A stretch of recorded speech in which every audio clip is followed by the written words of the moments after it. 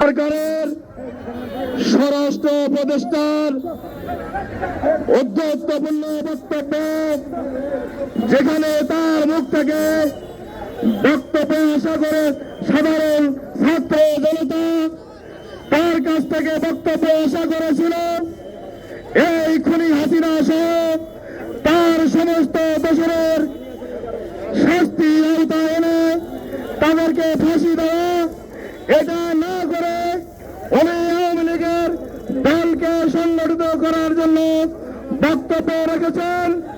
প্রিয় ভাইরা, আপনারা জানেন এই ছাত্র জনতার আন্দোলনের মধ্য দিয়ে যে শেখ হাসিনা পলায়ন করেছে, এই ছাত্রদের জনতার রক্তের দাগ মুছে যায়নি।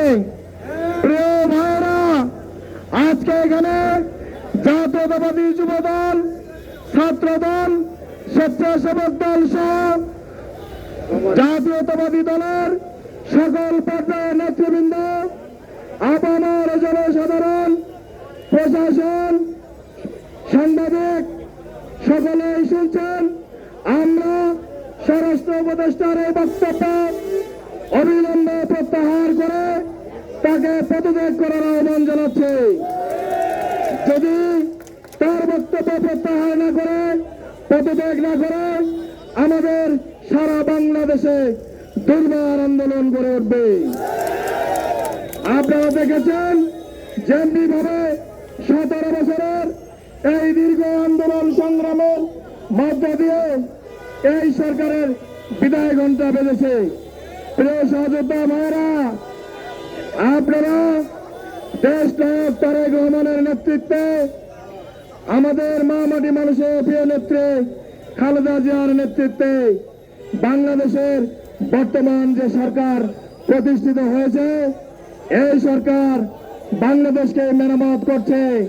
আমরা তাদেরকে আহ্বান করব, আমরা আপনাদেরকে আহ্বান করব, আপনারা অল্প সময়ের মধ্যেই বাংলাদেশকে সংস্কার করে একটি গণতান্ত্রিক প্রক্রিয়ায় নির্বাচন দিবেন। আমরা প্রিয় ভাইরা, আমরা নির্বাচনের মধ্য দিয়ে, আমরা গণতন্ত্রে বিশ্বাস করে নির্বাচনের মধ্য দিয়ে, আমাদের নেতা তারেক রহমান বলেছেন আমরা গণতন্ত্রে বিশ্বাস করি, আমরা গণতান্ত্রিক উপায়ে নির্বাচনের মধ্য দিয়ে জনগণের ম্যান্ডেট নিয়ে ক্ষমতায় আসতে চাই। প্রিয় ভাইরা, আপনারা ধৈর্য ধারণ করবেন। আমি আগামীকালকে প্রোগ্রাম আছে সারা বাংলাদেশে। 17 বছরে এই আওয়ামী লীগ শেখ হাসিনা নেতৃত্বে আয়নাঘর বানিয়েছিল, এই আয়নাঘরে নির্যাতন করেছে, সাধারণ মানুষকেও নির্যাতিত করেছে, অনেক মানুষকে হত্যা করেছে। আমরা আগামীকালকে এবং আগামী পরশুদিন 14 তারিখ, 15 তারিখ সারা বাংলাদেশে ছাত্র, যুবক, জনতা সকলে মিলে আমরা রাজপথে অবস্থান করব।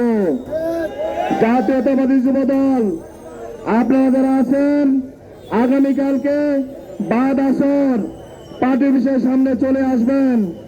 আগামীকালকে, আগামী পরশুদিন সকাল থেকে 10টা থেকে আমরা রাজপথে অবস্থান করব।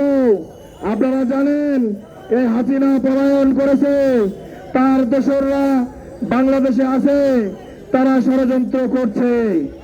এই আগস্ট মাস, আমরা এই আগস্ট মাসকে শোকের মাস মানি না, মানি না, মানি না।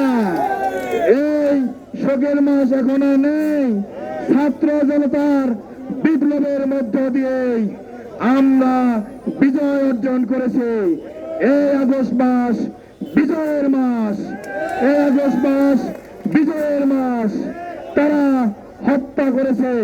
আগামীকালকে সারা বাংলাদেশে জাতীয়তাবাদী যুবদলের নেতৃত্বে এই ফ্যাসিস্ট হাসিনার ফাঁসির দাবিতে, বিচারের দাবিতে সাংবাদিক সাগররনী সহ আমাদের সাবেক ছাত্রনেতা ইলিয়াস আলী সহ সকলকেই গুম করেছে, হত্যা করেছে। সকল হত্যাকাণ্ডের বিচার করতে হবে। এই বিচারের প্রধান আসামি শেখ হাসিনা এবং তার দোসর ওবায়দুল কাদের সহ তার মন্ত্রী পরিষদের সকলকেই এই সরকারকে আহ্বান করব বিচারের আওতায় এনে অতি দ্রুত শেখ হাসিনাকে ভারত থেকে ফিরিয়ে এনে ফাঁসির মুখোমুখি দাঁড় করাতে হবে। তাহলে আমরা রাজপথ দখল করে আন্দোলন চালিয়ে যাব।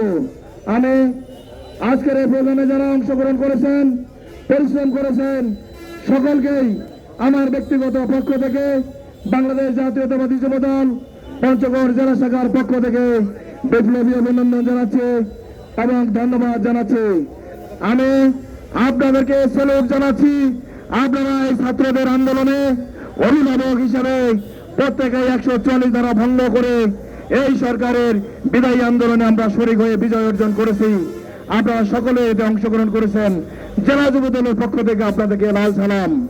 প্রিয় ভাইরা, আগামীকালকের কর্মসূচি বলেই আমি বক্তব্য শেষ করছি।